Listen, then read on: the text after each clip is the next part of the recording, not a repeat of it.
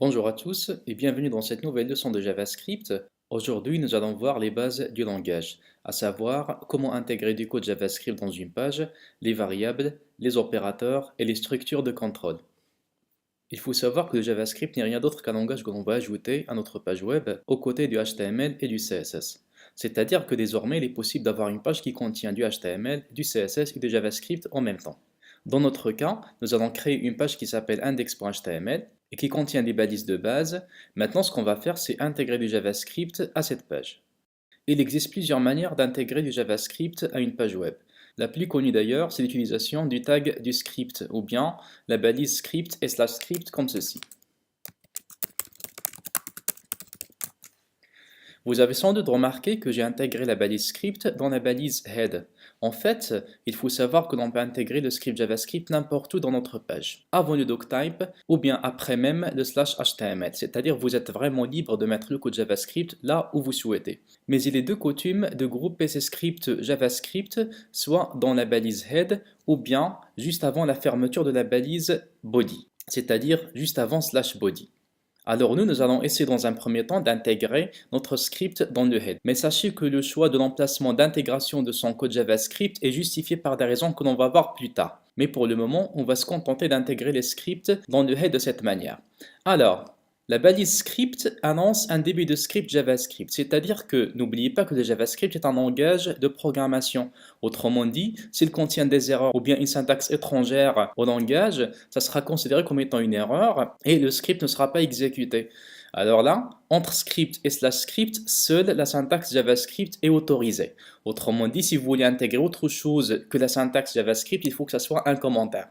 Un commentaire JavaScript est déclaré de cette manière. Avec double slash, on déclare un commentaire de fin de ligne. Comme ceci. Ça veut dire que c'est un commentaire qui va s'étaler jusqu'à la fin de la ligne courante. Et si vous voulez avoir un bloc de commentaires, alors vous faites comme le langage C, donc slash étoile, puis étoile, slash. Et entre les deux, vous mettez un bloc de commentaires qui peut s'étaler sur plusieurs lignes. Par exemple, comme ceci. Maintenant, nous avons vu que le script sera embarqué directement dans la page HTML. Cependant, on peut faire exactement comme on fait pour le CSS. Ça veut dire si on a un code qui est énorme et on ne veut pas que notre page soit encombrée de code HTML d'une part et JavaScript en plus, alors il suffit tout simplement de mettre ce code quelque part et puis l'appeler grâce donc à la balise script. Bon, c'est-à-dire, voilà, on peut faire ceci. On crée un nouveau fichier qu'on enregistre quelque part, par exemple juste à côté du index.html, je vais l'appeler script.js. Bon, JS, ça veut dire que c'est un fichier qui contient exclusivement du JavaScript. Et pour intégrer cette page à notre script, il suffit de déclarer le code de cette manière. Dans script, vous mettez src égale et vous mettez le chemin vers le fichier script.js. Comme ça. Bon, c'est un chemin qui peut être soit relatif ou bien absolu. Dans ce cas, vous mettez tous vos codes JavaScript dans cette page, ils seront appelés systématiquement dans la page index.html, ils seront exécutés aussitôt. Voilà, mais pour simplifier, bon, on va maintenant éliminer cette page, on va se dire que le code va être intégré directement dans la page index.html de cette manière. Maintenant, on va s'attaquer aux variables en JavaScript. Les identifiants de variables peuvent contenir des caractères alphanumériques ou le symbole souligné et doivent commencer par un caractère alphabétique. Les identifiants peuvent aussi commencer par le symbole $. Les identifiants respectent la casse, donc la variable avec A minuscule est différente de son homologue avec A majuscule.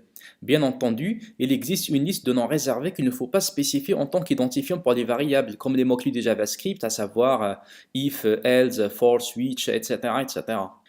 Autre chose, c'est que JavaScript est un langage de programmation faiblement typé, c'est-à-dire qu'on peut assigner à une variable des valeurs dont le type est différent à chaque fois, sans qu'une erreur ne soit soulevée. Cette notion nous épargne l'effort de déclarer la variable et son type à chaque fois, ça veut dire que l'on peut utiliser des variables à la volée dans notre code, et en plus, on peut lui assigner des valeurs avec des types différents. En gros, on peut manipuler les données de type nombre, chaîne de caractères, booléen et autres types primitifs que l'on verra plus tard. Donc, pour créer une variable, il suffit tout simplement de la déclarer directement. Par exemple, la variable A égale bonjour. Alors, vous constatez que A, dans ce cas, c'est une chaîne de caractères. Dans le même programme, je peux mettre A égale à 10. C'est-à-dire que la même variable, il a changé de type, maintenant c'est devenu un entier. Je peux aussi déclarer des variables de type réel, par exemple une autre variable b qui vaut 1.5. Voilà, je peux aussi mettre c égale à par exemple à true. Dans ce cas, c'est un booléen. Comme j'ai dit tout à l'heure, les variables en JavaScript vérifient la casse. Alors si vous avez ça, donc A minuscule égale à bonjour et A majuscule égale à 10, sachez que ce sont deux variables qui sont totalement différentes. C'est-à-dire qu'on peut les manipuler comme étant des entités qui sont totalement indépendantes l'une de l'autre. Alors, pour créer une variable, on fait tout simplement comme ceci. Vous mettez le nom de la variable égale et vous lui assignez la valeur que vous souhaitez. On appelle ça une affectation, bien une assignation. On peut aussi mettre le mot-clé var juste avant la déclaration de la variable. Mais on verra cette notion dans une autre vidéo où on va traiter les fonctions. Alors pour nous, on va se contenter de faire la déclaration de cette manière. En ce qui concerne les opérateurs en JavaScript, ce sont les mêmes opérateurs qui existent pratiquement dans la plupart des langages de programmation, et principalement dans le langage C, dont le JavaScript est inspiré fortement. On va savoir, et donc les opérateurs comme le plus, le moins, divisé avec un slash, le modulo, voilà, donc multiplié donc avec une étoile, etc. Bon, il y a aussi le caractère d'affectation égale, donc il y a le caractère de comparaison, bon, parce qu'en général, comme vous le savez, donc il y a beaucoup de types d'opérateurs. Il y a des opérateurs de calcul ou bien arithmétique, il y a des opérateurs logiques, des opérateurs d'assignation ou bien d'affectation, et des opérateurs de comparaison. Bref, si vous avez déjà pratiqué un langage de programmation auparavant, alors les opérateurs, c'est une notion qui ne vous sera pas nouvelle. Bon, pour nous, bien sûr, on verra les opérateurs au fur et à mesure qu'on progresse. C'est juste qu'il y a des opérateurs qui sont un peu plus spéciaux, comme par exemple le plus. Le plus, c'est un opérateur qui peut jouer deux rôles, à savoir l'addition ou bien la concaténation. Dans ce cas-ci, les deux opérandes sont des nombres, comme par exemple, on va mettre A égale à 10, B égale à 20. Bon, si on met C égale à A plus B, alors là, on imagine que le C vaudra la valeur 30. Bon, d'ailleurs, pour voir le résultat, on va utiliser la console du navigateur comme ça, donc avec console.log. On met entre parenthèses le C. La console est très utilisée par les développeurs pour faire des tests sur le navigateur. Bon, ça affiche tout simplement le résultat souhaité, pour voir même des erreurs éventuelles dans la console du navigateur. Alors, pour exécuter ou voir le résultat, on va charger la console avec inspecter. Alors ici, nous avons la console. Bon, on va l'agrandir un petit peu. Comme ça. Bon, quand j'exécute le code, ça affiche 30. Bon, là, le 30, c'est le résultat d'addition de 1 et de B. Alors, dans ce cas, le symbole plus fait office d'opérateur arithmétique ou bien opérateur d'addition. Bon, par contre, imaginez que maintenant, A, il vaut 10 et B vaut 20, mais en tant que chaîne de caractères, bien que ce sont des valeurs numériques, mais on les a délimitées avec des doubles quotes, alors ça devient des chaînes de caractères.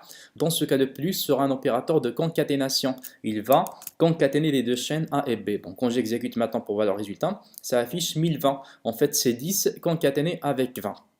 Si vous voulez faire donc de l'incrémentation ou bien la décrémentation, vous mettez par exemple 1 plus. Dans ce cas, on va éliminer les doubles quotes pour dire que ce sont des nombres et non pas des chaînes de caractères. Alors là, on va incrémenter la variable A qui deviendra 11. Bon, si on met maintenant A, bon, ce qui sera affiché, c'est 11. On peut faire ça autrement, donc A plus égale à 1. Bon, ça veut dire on va incrémenter de 1. C'est une autre manière d'incrémenter.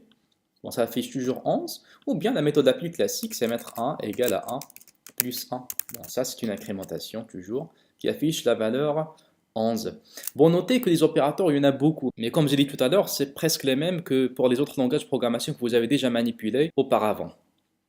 Maintenant, nous allons voir les structures de contrôle utilisées en JavaScript. Et ce sont les mêmes d'ailleurs qui sont utilisées en langage C. Alors, on commence par la structure if-else. Donc, pour la structure if-else, c'est une structure conditionnelle. Ça veut dire qu'il permet d'évaluer une condition et voir si elle est vraie. Il va faire un traitement. Sinon, il va faire un traitement alternatif. Par exemple, on va mettre ici A égale à 10, comme tout à l'heure. Et ensuite, on va mettre la condition if A est inférieur à 100. Donc là, c'est la condition. De préférence, on mettra ça entre des parenthèses. Alors, le traitement à faire, c'est que, par exemple, console.log, on va mettre inférieur. Sinon, on va mettre donc else, toujours console.log, supérieur. Notez que pour console.log, c'est une méthode que l'on va utiliser provisoirement, en attendant de voir d'autres méthodes qui permettent d'imprimer des messages directement à l'écran. Alors là, si on exécute, bon, on imagine qu'on aura le message inférieur parce que la condition A est inférieure à 100 est vraie. J'exécute et ça m'affiche inférieur. Bon, si je change maintenant la valeur de 1, on va mettre par exemple 101, dans ce cas c'est nettement supérieur à 100. Alors j'exécute, ça me donne supérieur. On peut aussi faire imbriquer les structures conditionnelles. Par exemple, on va mettre des if au sein d'autres if, etc. Voilà, donc dans ce cas, si par exemple vous voulez évaluer un traitement supplémentaire, il suffit de mettre des accolades parce que ici c'est un bloc d'instruction qui contient plus d'une ligne. Là, vous avez remarqué que je n'ai pas mis d'accolade parce qu'il y a une seule ligne à exécuter. Par contre, si vous avez beaucoup de lignes, dans ce cas, on est obligé de mettre des accolades pour dire que c'est un bloc qui appartient donc soit à else ou bien à if. Là, par exemple, on mettra else, on mettra if a est strictement égal à 100. Bon, on va mettre ici un autre message, c'est console.log égal, voilà comme ça. Sinon, alors else, on se mettra supérieur. Bon, ça veut dire, on évalue si A est inférieur strictement à 100, c'est qu'on va afficher inférieur. Si c'est égal à 100, on affichera égal. Sinon, bon, c'est-à-dire si c'est supérieur strictement à 100, donc ce qu'on affichera supérieur. Bon, si on met la valeur 100, on imagine que bon, ça va afficher égal. Alors là, c'est une imbrication de if et de else. Bien sûr, il ne faut pas oublier les accolades si vous avez un bloc qui contient plus d'une ligne. Il y a aussi la structure sélective switch case qu'on déclare de cette manière. Switch. Par exemple, on veut évaluer la variable a pour voir les différentes valeurs qu'il peut avoir. Et on mettra case. Bon, par exemple, si a vaut 0, alors là, le traitement à faire, c'est on va mettre les accolades parce qu'on aura un bloc à exécuter. Et on affiche dans console.log, par exemple, 0. Voilà, point virgule. Et on mettra un break. Bon, ça veut dire si la condition est vraie, donc pas la peine de se propager dans la structure, on arrête automatiquement, donc la même chose. Bon, ça nous rappelle d'ailleurs la syntaxe du langage C, c'est le même principe. Console.log 1. Voilà. Alors là, nous avons évalué deux cas, donc si A vaut 0, alors on affiche 0, et on met fin à la structure. Si c'est égal à 1, on affiche 1, etc. Mais imaginez que A est différent de 0 et de 1. Alors il suffit de spécifier un cas par défaut qui est default. Et on mettra ici le traitement, par exemple console.log autre. Voilà. Bon, maintenant pour le 1, on va lui donner par exemple la valeur 0. On va voir ce que ça donne. Si on exécute, bon, ça affiche maintenant 0. Regardez. Bon, si on met 1, ça affiche 1. Bon, si on met une valeur différente de 0 et de 1, alors il y a une erreur. En fait, console.log, oui, non, parce que je me suis trompé de la syntaxe, c'est normal. Comme j'ai dit à la première vidéo, JavaScript est très sensible à la casse. Que ce soit au niveau des noms, c'est-à-dire des identifiants des variables, il y a aussi les noms des méthodes et des fonctions qu'on en verra plus loin. En fait, JavaScript est très rigoureux à ce point-là. Bon, maintenant, j'exécute. Bon, il s'affiche autre. Voilà. Alors là, c'était la structure sélective. Maintenant, on va voir les structures itératives et on va commencer par la boucle while, donc la boucle tant que. On mettra par exemple i. On va initialiser la variable i à 0. Et ensuite, on va déclarer la boucle while. Par exemple, i est inférieur à 5. C'est-à-dire, tant que i est inférieur à 5, le traitement à faire, on va le mettre entre les accolades parce que là aussi, c'est un bloc qui contient beaucoup de lignes. On mettra console.log, on affichera par exemple bonjour concaténé avec i, concaténé avec fois. Voilà, pour dire que je vais afficher bonjour. Et là, de préférence, je commence à 1 pour afficher bonjour une fois, bonjour deux fois. Et je peux aller jusqu'à 5. Bon, ici, c'est inférieur ou égal à 5. Et n'oubliez pas d'incrémenter le i, bon, pour ne pas tomber dans une boucle infinie. Alors on mettra i++ ou bien i plus égale à 1. Alors on est censé avoir le message bonjour une fois, bonjour deux fois, etc. Quand on exécute, bon, ça affiche 5 messages, bonjour une fois, bonjour deux fois, jusqu'à bonjour 5 fois. On peut faire le même traitement avec la boucle for. C'est de la même manière. Bon, d'ailleurs, la boucle while et la boucle for, ils sont très similaires. La seule différence, c'est qu'on préfère généralement la boucle for parce qu'elle est plus facile à déclarer. D'autant plus si on connaît le nombre d'itérations à exécuter.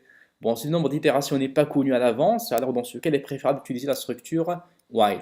Alors là, bon, pas la peine d'initialiser parce que tout ça, on va le mettre dans la structure elle-même. On va mettre ici for i égale à 1, i inférieur ou égal à 5 et plus, donc le pas d'incrémentation.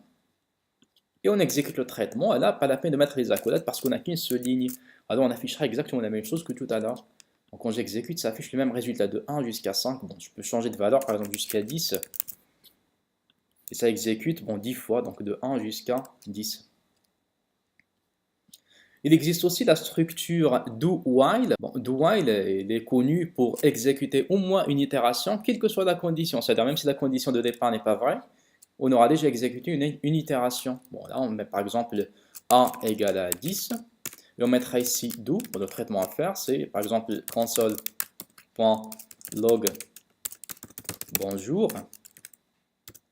Puis on va incrémenter 1 à plus plus ou bien a plus égale à 1. Voilà. Tant que, donc while a est inférieur à 5. Alors là, on constate que la condition n'est pas vraie depuis le début parce que 1 est nettement supérieur à 5.